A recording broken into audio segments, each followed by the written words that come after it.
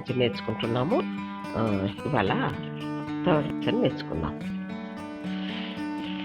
I come to you in the name of the Lord of hosts and the God of the armies of Israel. You haven't just taken on a boy, you have taken on my God. So అతను ఏం చేశాడు అని అంటే, గొలియాతు దావీదు మీదికి వాళ్ళ దేవతల పేరు మీద వస్తూ మరి ఎన్నో దూషణ మాటలు పలుకుతూ ఉన్నాడు. అయితే దావీదు ఎలాగ వస్తున్నాడు అని అంటే 45వ వచనంలో దేవతల పేరట దావీదుని శపించాడు కదా 43వ వచనంలో. అయితే ఇప్పుడు 45వ వచనంలో 46వ వచనంలో ఈ దినమున యెహోవా నిన్ను నా చేతికి అప్పగించును.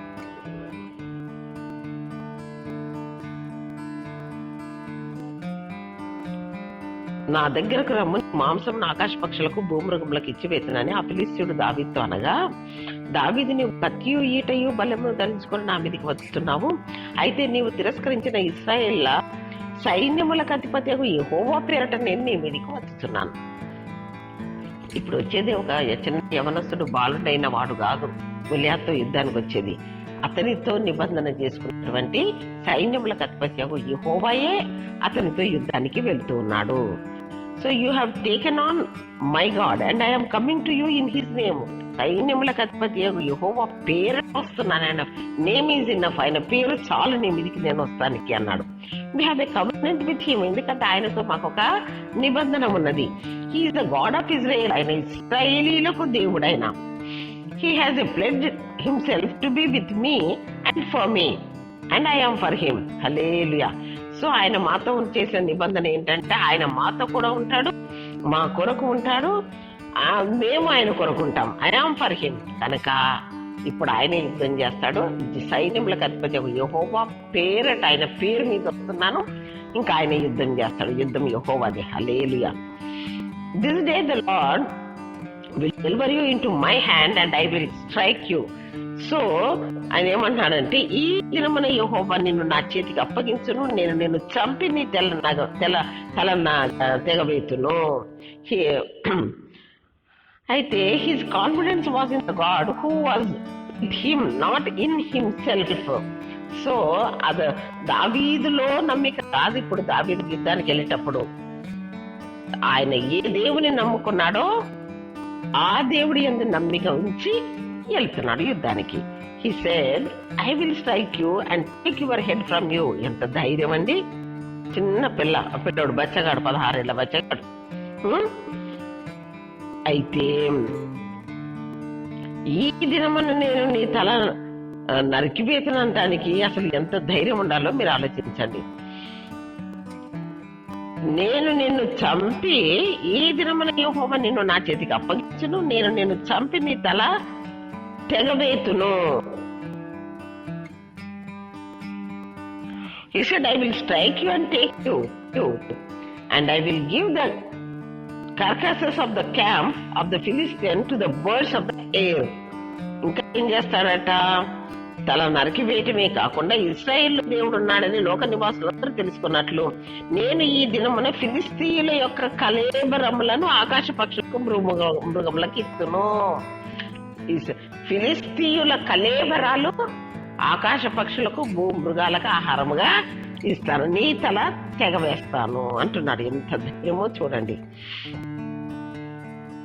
When the devil intimidates, you have got to give the word of God back to him.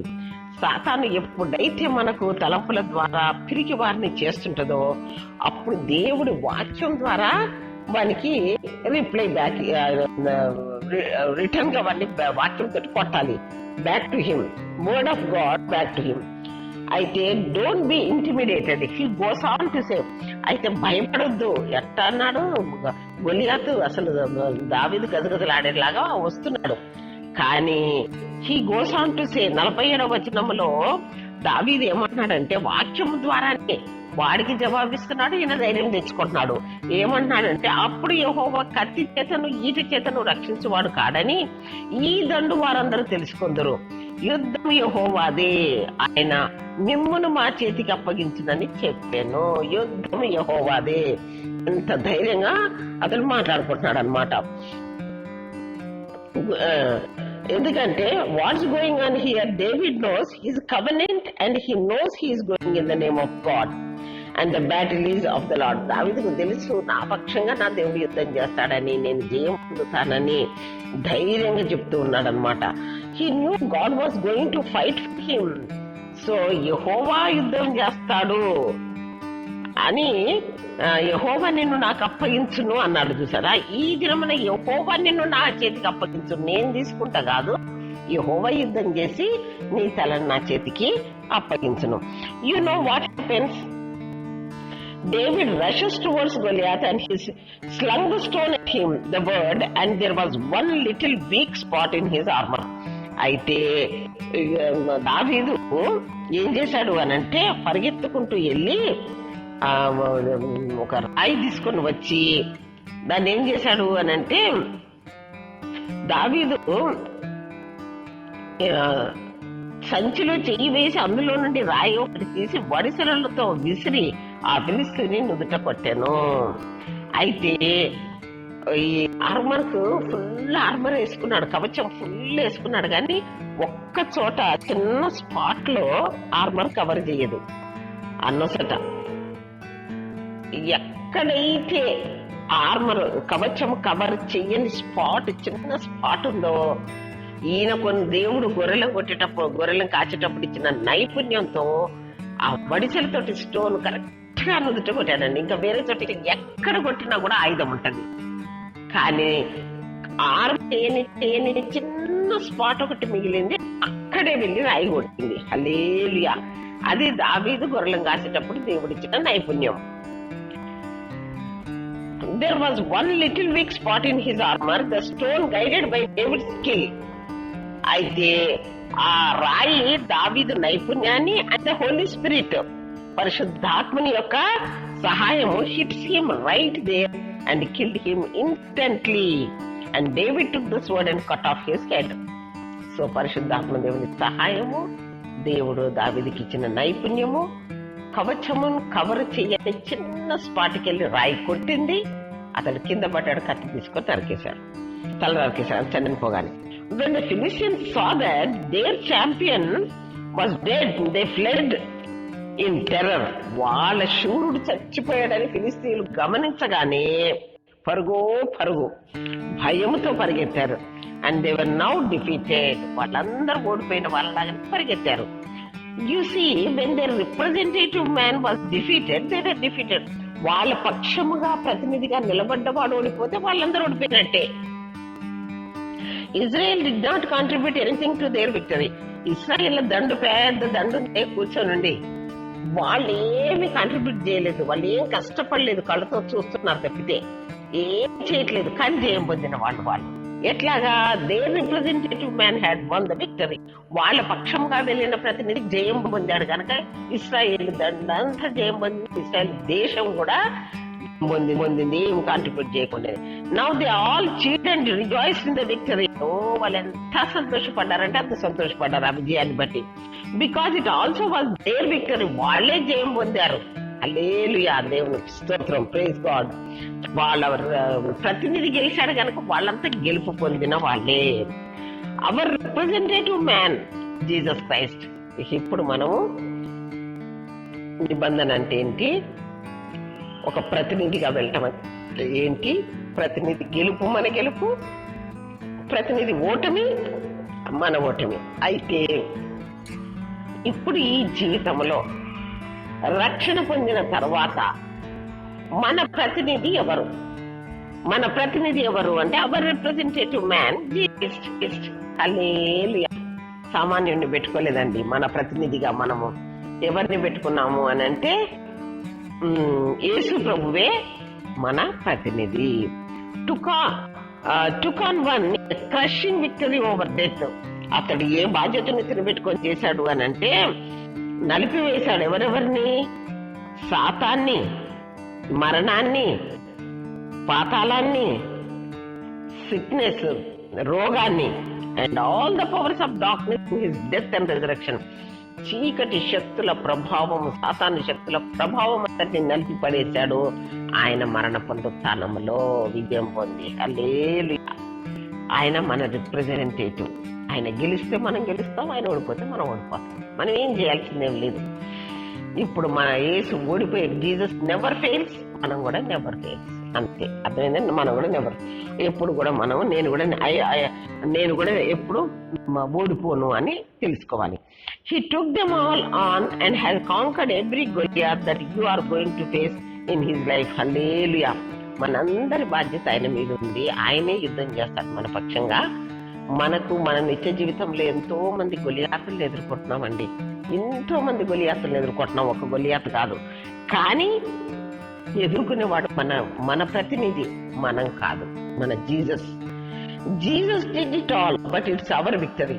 కష్టపడి చేసిందంతా జయం పొందింది ఆయన, కానీ మనం కూడా జయశీలులమే, ఎందుకంటే మన ప్రతినిధి జయం పొందాడు. Because when he did it, అది చేసినప్పుడు క్రీస్తు యేసులో మనం ఉన్నాం కనుక క్రీస్తు యేసు జయమంతా మన జయమే. Thus we are more than conquerors through him who loved us. So మనలను ప్రేమించిన వల్ల మనం అత్యధికమైన విజయం, మామూలు విజయం కాదు, అత్యధికమైన విజయం మనము పొందుతున్నాము. అది ఎక్కడుంది అని అంటే రోమా 8:37లో మనల్ని ప్రేమించిన వారి ద్వారా మనము ఆయన మనలను ప్రేమించిన వారి ద్వారా, ఆయనను మనలను ప్రేమించిన వారి ద్వారా మనం అన్నింటిలో అత్యధిక విజయం పొందుతున్నాం. మోర్ దాన్ కాంకరర్స్, అన్ని విషయంలో కూడా. So the first essential aspect of covenant is that there is a representative who makes covenant on behalf of his family or tribe or people. So ఇప్పుడు మనం నిబంధన అంటే ఏమేమి నేర్చుకున్నాం ఈ పాటికి అని అంటే, దాంట్లో నిబంధనలు కావాల్సింది ఏంటి అని అంటే, ఒక ప్రతినిధి కావాలి. ఒక కుటుంబానికి కానీ, ఒక గుంపుకి కానీ, ఒక గోత్రానికి కానీ ఒక్క ప్రతినిధి. గుంపు అంతా పోదు, గోత్రం అంతా పోదు, దేనికైనా ఒక్క ప్రతినిధి ఉండాలి. రెండవది, another key aspect is that a covenant is made by an oath before God. దేవుని ఎదుట ప్రమాణం చేసేదే నిబంధన, ప్రమాణపూర్వకమైంది నిబంధన. With blessings and curses. అది మీరితే అది చేసే ఆశీర్వాదాలు ఏంటి, అది మీరితే శాపాలు ఏంటో కూడా టర్మ్స్ అండ్ కండిషన్స్ రాయబడి ఉంటాయి. It is not just a limited contract. అయితే ఒక గుత్తదారికి, ఒక కాంట్రాక్టర్ కి ఒక కాంట్రాక్ట్ రాస్తే మనం ఏం చేయాలంటే 2-3 సంవత్సరాలకు ఇదిగో మీరు మెయింటెనెన్స్ కాంట్రాక్ట్ తీసుకోవాలి, మేము ఇంత డబ్బు ఇస్తాము, మీరు మాకు ఇన్ని కంప్యూటర్స్ మెయింటైన్ చేయాలి, బట్ ఓన్లీ ఫర్ 3 years అని లిమిట్ కాంట్రాక్ట్లకు పెడతాం మనం. కానీ but a total commitment to be there for the other one whatever it కాదు. ఈ కవెనెంట్ లో మాత్రం అట్లా కాదు, పూర్తి సమర్పణ, శక్తి కొలది సమర్పణ, కాంట్రిబ్యూషన్ బోత్ పార్టీస్ కి ఉండవలసింది, ఏ పరిస్థితుల్లో కూడా ఉండవలసింది. A covenant is made with an oath to God. ఇంకొకటి ఏంటి అని అంటే, దేవుడితోటి ఒట్టు పెట్టుకున్నట్టుగా దేవుని పెట్టి దేవుని మీద ప్రమాణం చేస్తారు. ఏ సాలమ్ బైండింగ్ అఫర్మేషన్. అదేంటి అని అంటే, ఒక గట్టి నిబంధన లాంటిది. ఎట్లాగా అపాన్ గాడ్, దేవుని కూడా పిలుస్తాం, ఆ మధ్యలో ఇన్వాల్వ్ చేస్తాం ఆయనను కూడా.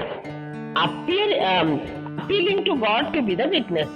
దేవుడే వచ్చి దానికి సాక్షిగా నిలబడాలి. 2 పార్టీల మధ్యలో నిబంధన జరుగుతుంటే థర్డ్ పార్టీగా దేవుడు వచ్చి నిలబడి విట్నెస్ గా ఉండాలని దేవుని పేరట ప్రమాణం చేసి దేవుని సాక్షిగా పిలిచి, saying I want God to witness this covenant.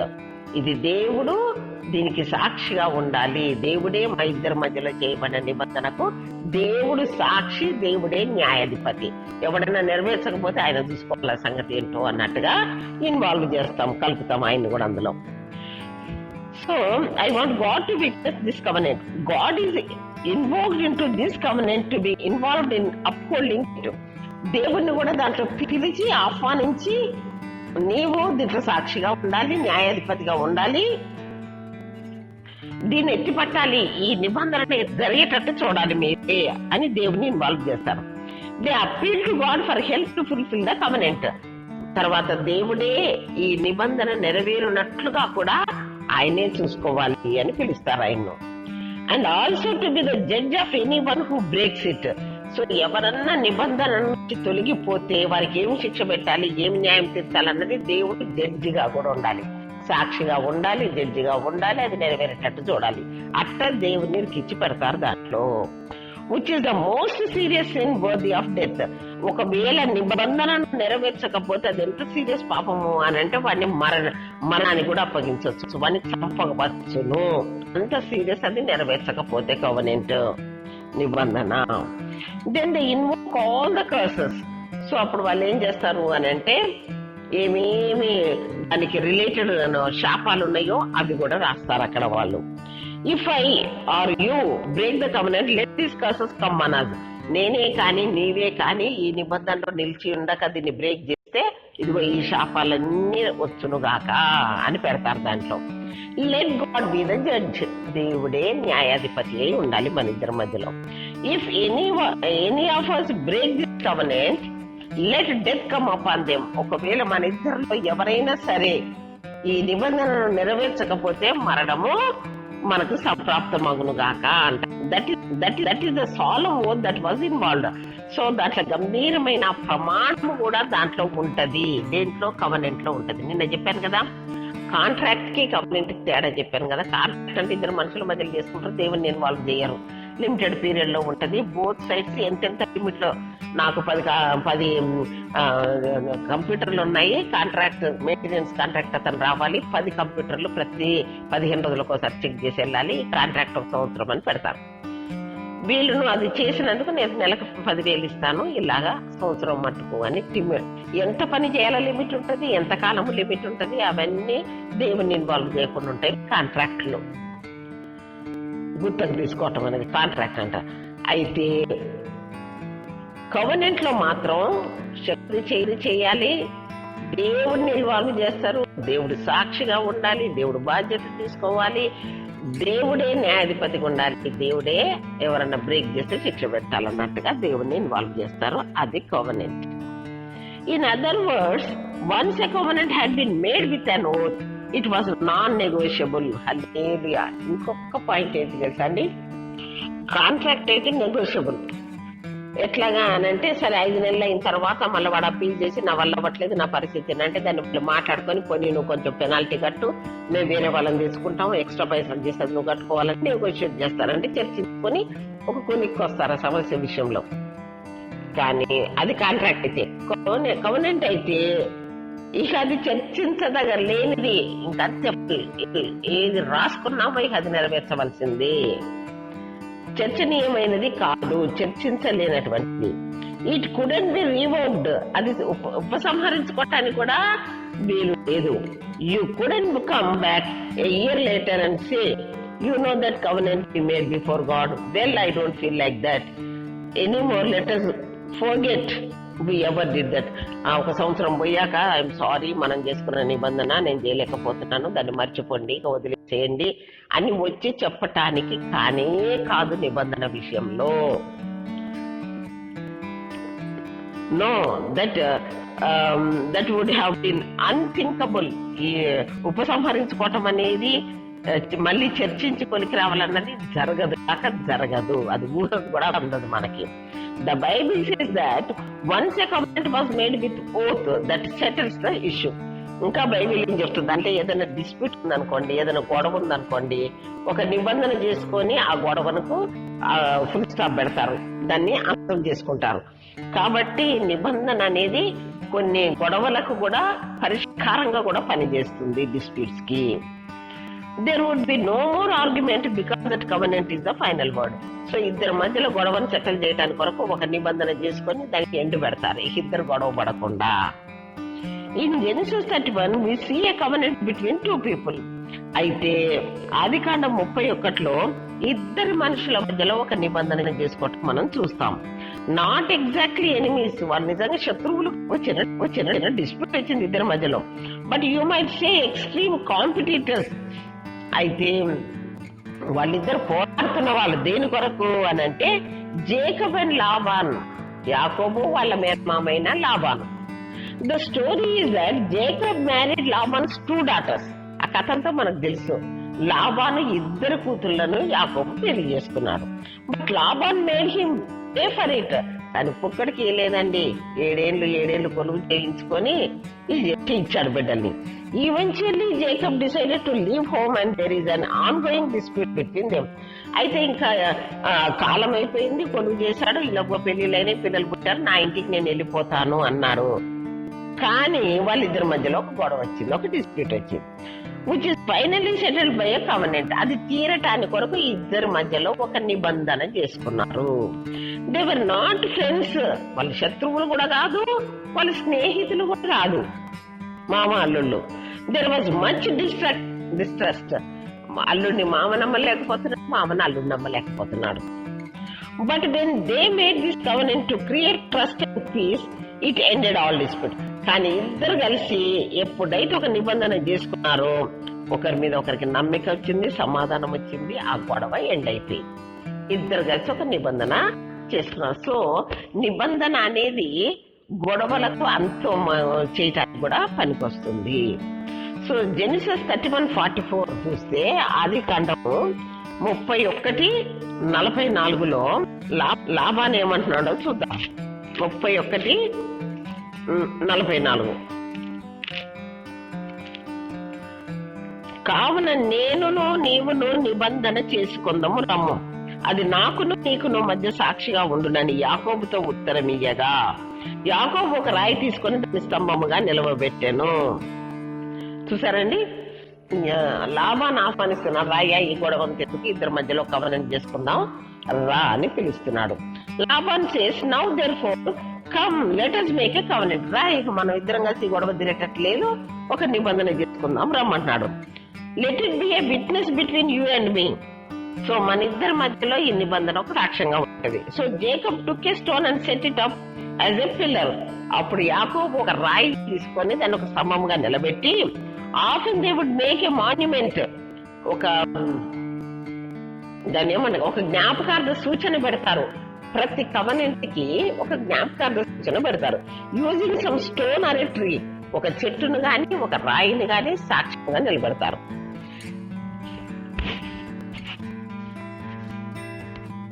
At the place of cutting of covenant as a permanent memorial of it. ఎక్కడైతే నిబంధన చేసుకున్నారో ఆ స్థలములో ఒక రాయి గాని ఒక చెట్టును గాని జ్ఞాపకార్థ సూచన చిహ్నముగా పెడతారు. Often they would rename the place. అది పెట్టగానే దానికి పేరు కూడా మార్చేస్తారు ఆ స్థలానికి. ఏ మెమోరియల్ వాజ్ సెటప్, ఒక జ్ఞాపకార్థ చిహ్నం పెట్టి, so people would remember the covenant. అది చూసినప్పుడల్లా వాళ్ళ ఇద్దరి మధ్యలో జరిగిన నిబంధన ఇద్దరు గుర్తు పెట్టుకోవాలి, మెమోరియల్ గా పెడతారు. Jesus set up a memorial to the new covenant. Hallelujah. యేసు ప్రభు కూడా తాను మనతో చేసిన నిబంధనకి ఒక చిహ్నము, ఒక గుర్తు, ఒక జ్ఞాపకార్థము పెట్టాడు. ఆయన మనతో చేసిన నిబంధనకు ఒక జ్ఞాపకము చిహ్నం పెట్టాడు. అదేంటి? The Lord's supper. హల్లెలూయా. ప్రభు వల్లని ఆయన పెట్టాడు. జీసస్ సెడ్ రిమెంబర్ మీ, నన్ను జ్ఞాపకం చేసి కొనుటకు దీనిని మీరు చేయుడి. This word remember means to keep it the four front of your mind. అంటే రిమెంబర్ వేసేసి ఎప్పుడు మీ మైండ్ లో టాప్ లో ఉండాలి, దాన్ని ఎన్నడూ మర్చిపోకూడదు మీరు. That is a covenant word. So remember me, remember అనేది ఏంటి అని అంటే నిబంధనకు సంబంధించిన మాట అది. కాబట్టి this means that what ever covenant you have made, you must remember it as of first importance. అయితే దీని అర్థం ఏంటి అని అంటే, మనం ఏ నిబంధన చేసుకున్నా యూ మస్ట్ రిమెంబర్ ఇట్, దాన్ని ఎప్పటికప్పుడు గుర్తుపెట్టుకోవాలి నిబంధనను, యాజ్ ఆఫ్ ఫస్ట్ ఇంపార్టెన్స్. అన్నిట్లో కల్లా టాప్ గా ఫస్ట్ దిగా అది జ్ఞాపకం పెట్టుకోవాలి నిబంధన. So that it governs your whole thinking and controls your actions. So అది మన ఆలోచనను, మన క్రియలను కంట్రోల్ చేసేదిగా ఉంటది. అమ్మో నేను వాళ్ళతో ఈ నిబంధన చేశాను, ఇక నేను అలాగ చేయకూడదు, అమ్మో ఇది చేశాను. మన మాటలు, మన తలంపులు, మన నిర్ణయాలని దాని మీద బేస్ అయి ఉండాలి. For loyalty to the covenant and the covenant partner was now the prime directive. Hallelujah. ఎందుకు అనంటే దానికి యథార్థంగా నమ్మకంగా కట్టుబడి ఉండాలా మన కవెనెంట్ కి, దేనికి? నిబంధనకు. మన కవెనెంట్ పార్ట్నర్, మనకు కవెనెంట్ చేసిన భాగస్వామి కూడా ఉంటాడు కదా, was now the prime directive. ఆయనను డైరెక్ట్ చేసినట్టుగా మనము నడుస్తూ ఉండాలి, మనం చెప్పుకున్నట్టుగా రాసుకున్నట్టుగా. They were now bound to live in chesed covenant loyalty. So మనము ఆ నిబంధనకు నమ్మకంగా ఉండాలి. ఫెయిత్ఫుల్ లవ్, సో నమ్మకమైన ప్రేమ ఉండాలి. స్టెడ్ ఫాస్ట్ లవ్, స్థిరమైన ప్రేమ. Towards each other unto death. So భార్యాభర్తల మధ్యలో పెళ్లి చేస్తున్న వారికి ఇద్దరి మధ్యలో చెప్తారు ఈ మాటలని. నమ్మకమైన ప్రేమకు, స్థిరమైన ప్రేమకు అని చెప్పి ప్రమాణాలు చేయిస్తా ఉంటారే, అది అన్నమాట. Covenant loyalty, faithful love, steadfast love, toward each other unto death. మరణము మనలను ఎడబాపు వరకు ఇదిగో స్థిరమైన ప్రేమకు, నిత్యమైన ప్రేమకు సూచనగా ఈ మంగళసూత్రం కడుతున్నాను, ఈ ఉంగరం పెడుతున్నానని పెళ్లిలో ప్రమాణం చేస్తాను. కానీ అవందరూ మర్చిపోబట్టే వాటి కుటుంబాలలో గొడవలు, ఈ రోజుల్లో మరీ ఎక్కువ గొడవలు. అవి మధ్యలో అవి ఆ ప్రమాణాలు రికార్డ్ చేసి పెట్టుకుని ఉంటే చాలా మంచిదేమో అనిపిస్తుంది నాకైతే. అయితే మరణము ఎడబాపు వరకు కాదు, ఇమీడియట్ గా ఎడబాసిపోతున్నారు.